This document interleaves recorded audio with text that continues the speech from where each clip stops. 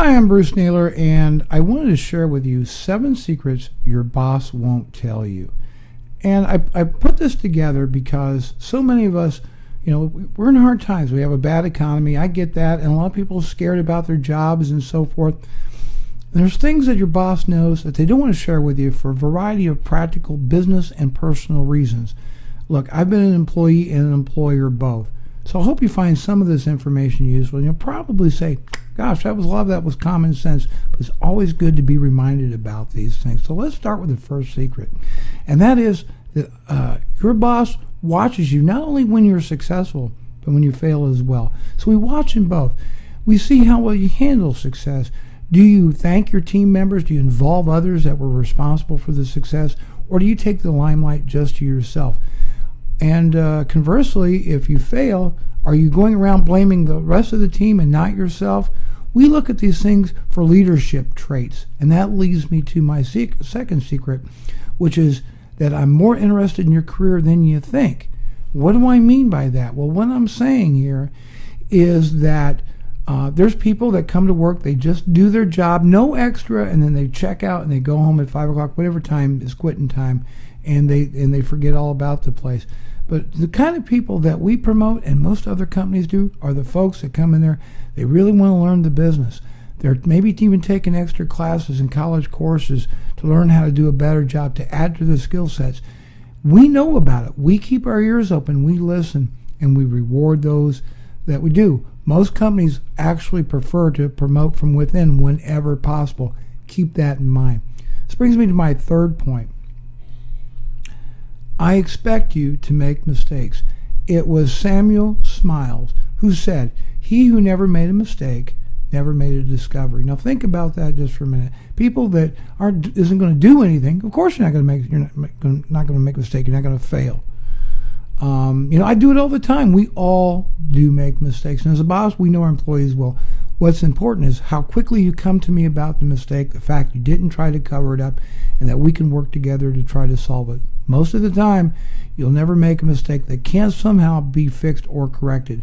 And more importantly, what you learn from the mistake in the process. So keep that in mind. Number 4, we don't expect status quo. We're not saying that you need to be in and rock the boat all the time and complain and about everything.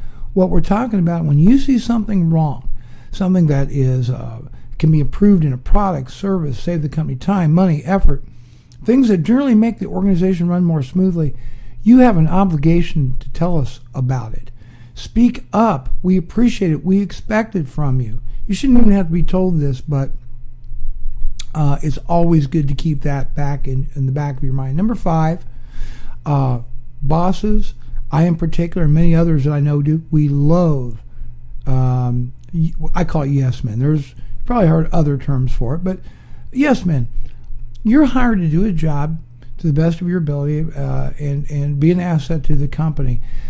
Just sucking up to the boss is going to do a couple things. One, it's going to make the rest of the team resentful of you. They know it, you know it. But more importantly, I know it, the boss, and I don't like it. I hate it.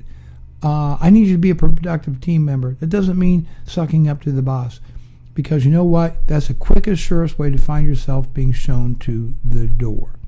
Number 6, this one may make some people angry, and if it does, I'm sorry, but this is the real world. I'll tell it to you straight. I'm probably paying you less than what you're worth.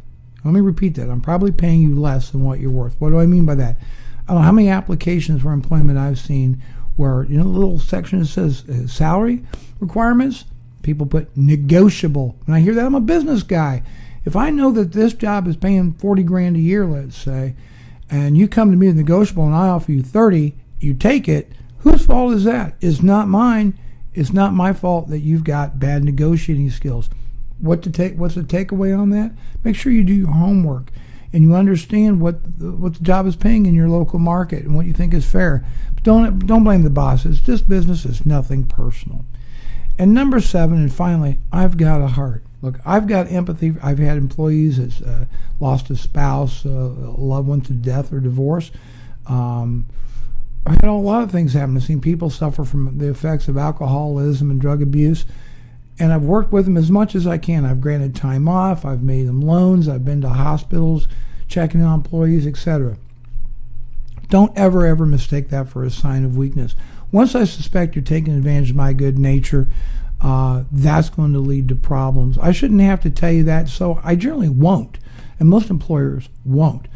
But it's good common sense that you know what it is. Those are the 7 secrets that bosses don't really want to tell their employees. I'm Bruce Naylor, and we do a live tech show, business technology show, every Sunday, 1 p.m. Eastern Standard Time, called Business Computing Weekly. So come to live.frugalbrothers.com to check that. If you like our video, always rate it. We enjoy your comments as always. I'm Bruce Naylor. We'll talk to you later.